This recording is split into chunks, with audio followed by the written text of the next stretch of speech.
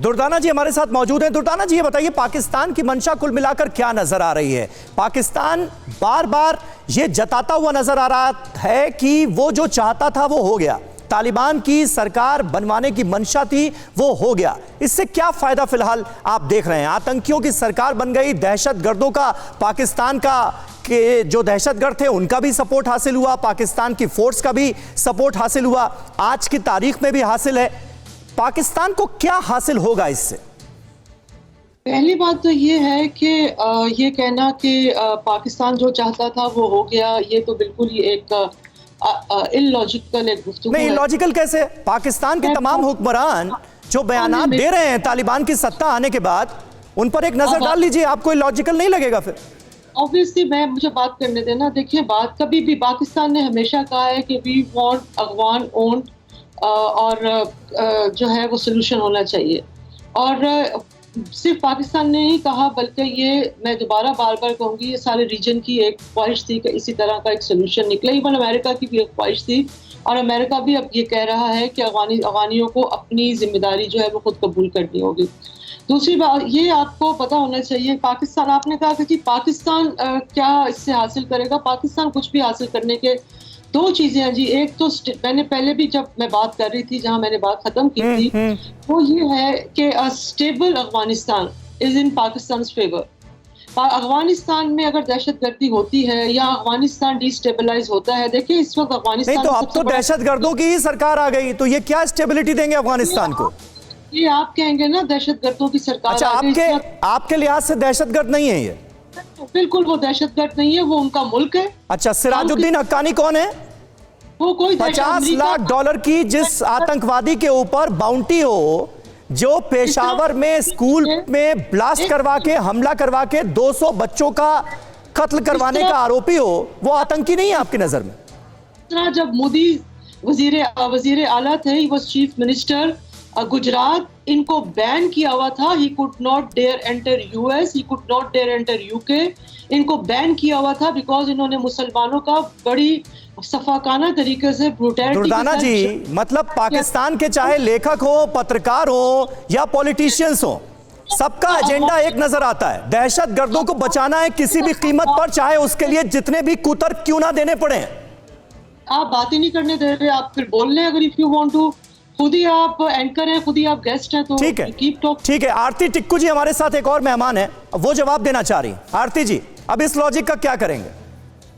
देखिए, ये इलॉजिकल है, क्योंकि इन दुर्दाना जी को अगर वो समझती है कि तालिबान जो है वो बिल्कुल लेजिटिमेट फोर्स है अफगानिस्तान में, तो तहरीके तालिबान पाकिस्तान भी लेजिटिमेट है, क्योंकि वो भी तो अपने ही मुल्क में, अपने ही मुल्क में दहशतगर्दी कर रहे हैं।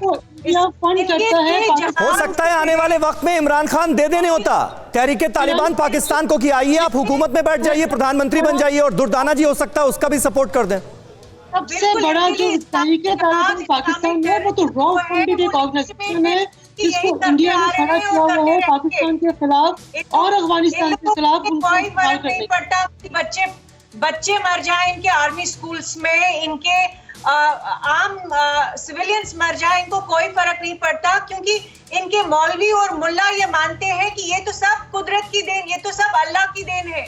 तो इनके नजरिए से बिल्कुल ये जायज है। तहरीके तालिबान से लेकर अलकायदा, यही वो मुल्क है जिसने अलकायदा की जो सरगना थे उसामा बिन लादेन, उसको पनाह दी। इनके लिए तो उसामा बिन लादेन भी टेररिस्ट नहीं है, इनके लिए तो वो भी शहीद है।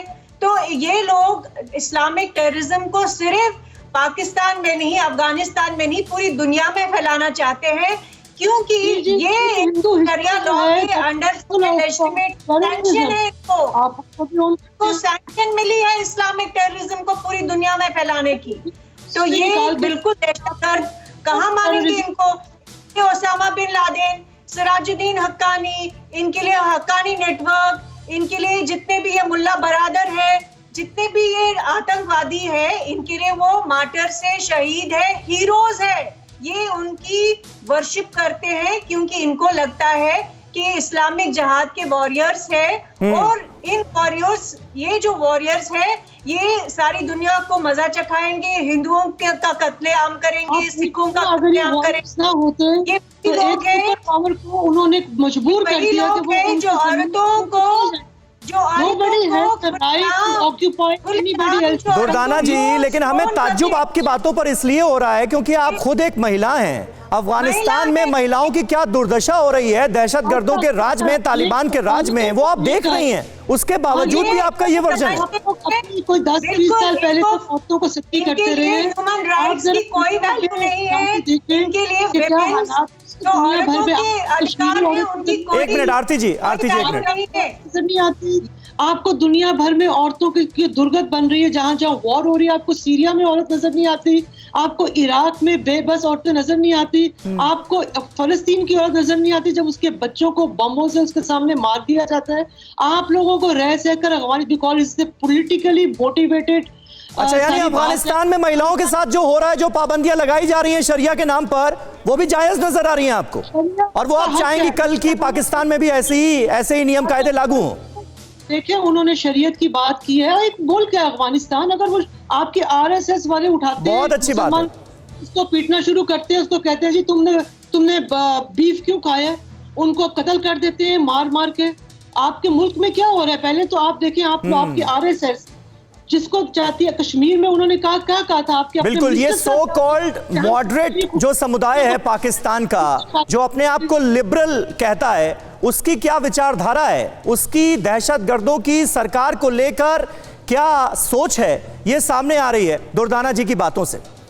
अड़ी सोमवार से शुक्रवार शाम 6 बजे सिर्फ TV9 भारतवर्ष पर।